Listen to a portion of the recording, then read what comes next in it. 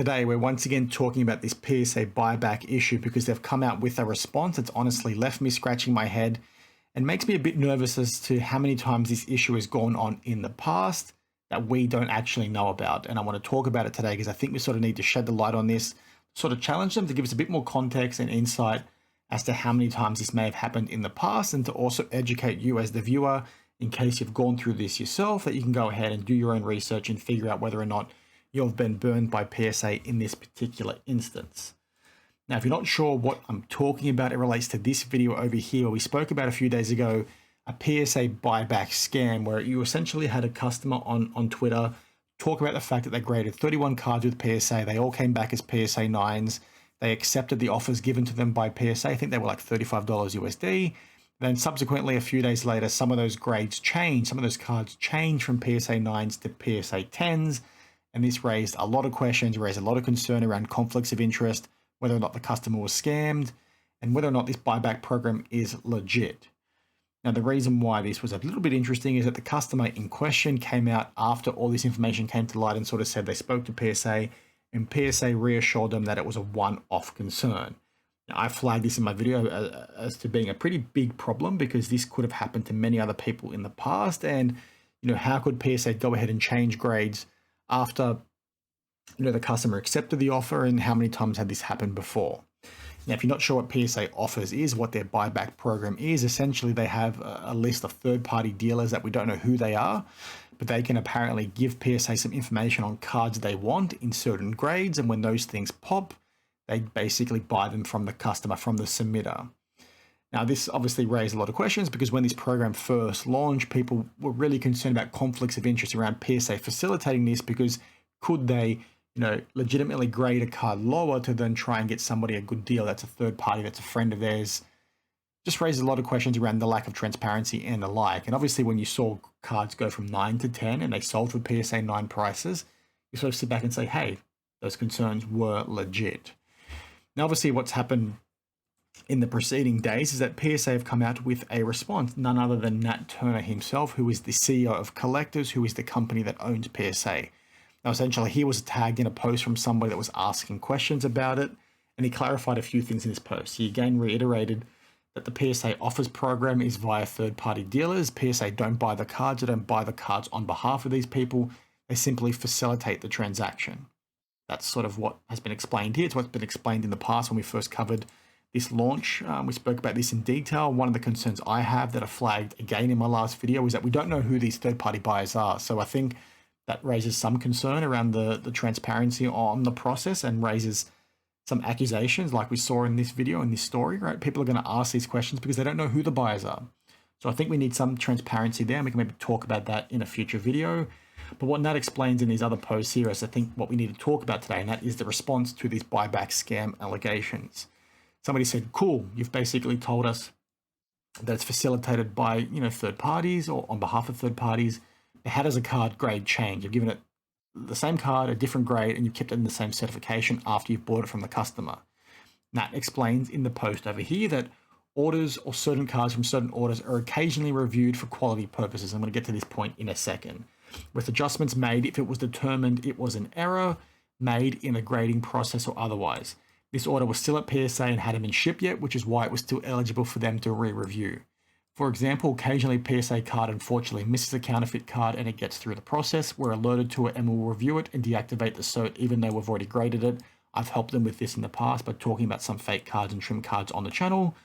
Or a card had its grade swapped with another card in the same order and the labels were mixed up and they need to be fixed. They talk about some other things here around, things needing to be adjusted after it being re-reviewed. And this happens, although it's a rare percentage basis. Now, obviously, I'd like to know what this percentage basis is. It'd be good if Nat could talk about that in a little bit more detail. But what he talks about here as being the main issue is that the system was unaware the person had sold the card via the offers program. And Nat talks about the fact the offers program and the grading process work on two completely separate systems, so it wasn't caught automatically. And what Nat talks over here is he should mention we'll be making updates to our system so that any cards that have had offers accepted on them, but then something changes before the order ships, either a grade changes up or down, or a certification is deactivated, etc., the relevant offers will be automatically reversed, which is a fantastic thing. It's a good thing that we've got out of this process. But the question I sort of have here is, Okay, you're doing your QA checks, you're doing your QC checks, but why is this sort of stuff happening after you've given your customer the reveal? Like that shouldn't really be happening. And obviously, like I mentioned over here, sometimes there'll be fake cards or trim cards that'll come through. People will do their reveals, and then people like me on the internet will say, hey, that card's fake, we've got proof, and then we'll send it to PSA and they'll decertify it. But in this particular instance, it just seems odd. It just seems odd for it to happen, and it just so happens to be after the customer sold the card to a PSA third party. Like, I get PSA wanting to do their job and wanting to sort of verify things and give legitimate grades, but how many times has this happened where it wasn't caught? They're saying this was picked up purely because of the social media post, because of the traction it got. So how many customers were out there that got PSA 9s that should have been PSA 10s and didn't get those, and they actually sold it to PSA via the office program and then was subsequently burned? That is really unfortunate and not good enough in my opinion. And for that kind of disparity to occur, like a 9 to be a 10, I think is a big deal in these days, in this day and age, especially when it comes to upcharges and the price differential between what PSA 9s are and PSA 10s. It's really unacceptable that can sort of happen. And just goes to the point that I've talked about a lot in the past around, grading being an opinion and people placing too much reliance on what PSA does. Like, they're a good company, right? They do a good job, but they make a lot of mistakes. They grade 2 million cards a month. It's like, how much time do you think they're actually spending looking at your thing? So why are you placing so much reliance on them to be fantastic? Because they're going to make mistakes. And when you see that price disparity between them and CGC and them and SGC and them and BGS, it's like, guys, they're no different. All these companies are the same. They operate to the same risk appetites. They operate to the same, skill set. Sure, some maybe are a little bit better than others at certain things. Maybe some do better at vintage. Maybe some do better at thicker cards. But at the end of the day, they're no different. So why are we placing so much of a reliance on them? The fact that, a mistake like this can happen and your QC, your initial QC doesn't pick it up until a social media post is really inappropriate and not good enough in my opinion. And like I said, I think it's fantastic that they sort of listen to people out there when you see a fake card and they'll go ahead and re-review it to make sure it doesn't get shipped back to the customer if it's fake or altered or whatever. It's great they do those things and we want them to be grading accurately. I think the frustration here is, why does it happen after somebody complains about it? Why is your process not robust enough to catch this sort of stuff? Like, to go from a 9 to a 10, and there was quite a few of them that did that in this order. I forget what the exact percentage was. I think it was like 30% of the order. That's not okay. So why can't your QC pick this up before you give your customer the results? And that's also where I have another issue with this, right? You're basically going to this process where you're doing a reveal for a customer, and in that reveal, you're showing them the grade, you're showing them the card in the slab with the slip and everything.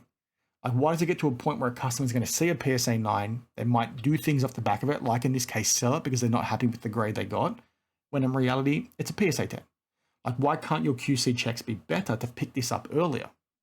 I just find this really, frustrating. And then you've sort of got, responses from people like Jeff Wilson over here, where he's basically saying, do you really think PSA is going to scam customers? Do you really think they're going to rip customers off intentionally to try and make money off this office program? Now, obviously, people are allowed to ask that question, Jeff, around this concern, because when you're seeing cards go from a PSA 9, they sell for $35, and now it's in a PSA 10 and worth a lot more, you can understand why the tinfoil hat comes out. But the issue here is what I just explained. Like, PSA need to be doing better, and that's where the pushback needs to come from. Instead of sort of downplaying and saying, hey, they're not going to do that, right? They're too big to fail. They're not that stupid. It's like, well, maybe we should ask them why this is allowed to happen.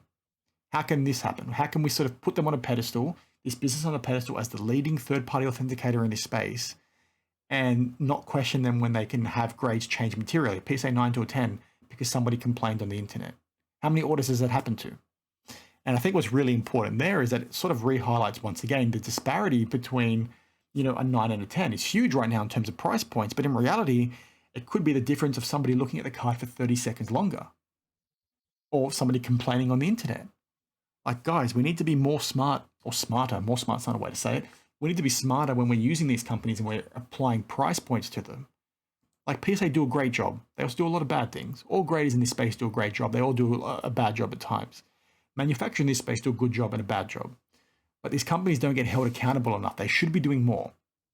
And one of my biggest frustrations with PSA in the past is, they're trying to establish themselves as being this leading brand, right? They want to upcharge people. They want to be seen as the best brand in this space. But something like this from a customer experience perspective is not good enough. Like, can you imagine you as a customer, getting a PSA 10, they tell you it's a PSA 10, and then all of a sudden somebody looks at it again when you did your grade reveal and they send it to that turn that says, hey, this thing should have been a PSA 9. Like, yeah, okay, they get the right grade in the end. Maybe they do, maybe they don't. Maybe the 10 was actually the right grade, but then they just changed their mind and somebody else looked at it and now they've actually given it a 9 when it in reality should have been a 10 like you got given in the first place. Like, that changing is not a good thing from a customer's perspective. And obviously we want them giving accurate grades, but I just don't like the fact that customers get a reveal and those things can change. And it's more from the fact that you can't really police this effectively, because I can guarantee you this has happened a lot more and people haven't caught it. And people have sold those cards via the offers program. They've sold it once they've got the cards back in hand, and that's not okay.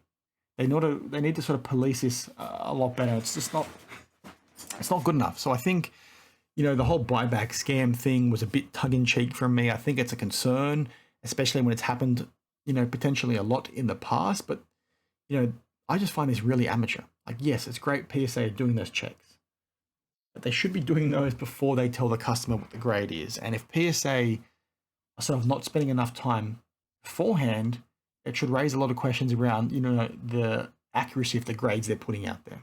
And it's just a reminder once again, guys, when you're sort of spending money in this space, don't just blindly trust the label. Look at the card, not the label. Look at the card, not the slab. Do your own research and go off eye appeal. Like, buy what makes sense to you. Don't just be a sheep like everybody else, because stories like this highlight why, they're not the pedestal, they're not the pedigree that you think they are. I've said before, I think PSA is the best grade. I think if you were to give every grade 10,000 cards, PSA would be the most consistent. And obviously when you're grading 2 million cards a month, mistakes are going to happen. But when you're paying them the money you're paying them, when they're basically given the pedigree they are today, something like this is not good enough. And obviously mistakes are always going to happen. But guys, you're naive to think that this hasn't happened to a lot of customers that don't know about it. And there's a lot of money that's then been left on the table as a result. I just don't think it's good enough. It is what it is. Maybe some people will think this is not a big deal. I didn't necessarily like this response from Nat. I do like the fact that he's responded. I've talked about that in the past as well. I think he does a good job talking about these kinds of things and giving, collectors insight as to what actually happened. He didn't need to respond here, but I just don't think this sort of paints them in the best light. I think they need to be more consistent. I think they need to do better when it comes to stuff like this. And, it is what it is. I just think it's really amateur that you can give customers results and those things can change. Your QC should be happening beforehand. You should not have a poor customer experience like that. And ultimately, again, if you're looking at the big picture, you want accurate grades. So maybe the 10 is the accurate grade here. But I guarantee you there's a lot of 10s out there that should have been 9s. And there's a lot of 9s out there that should have been 10s. It's not a good thing. It's very messy and just highlights, once again, graders are an opinion. Don't take them as gospel. Do your own research. And I'll see you guys and girls in the next one. Cheers.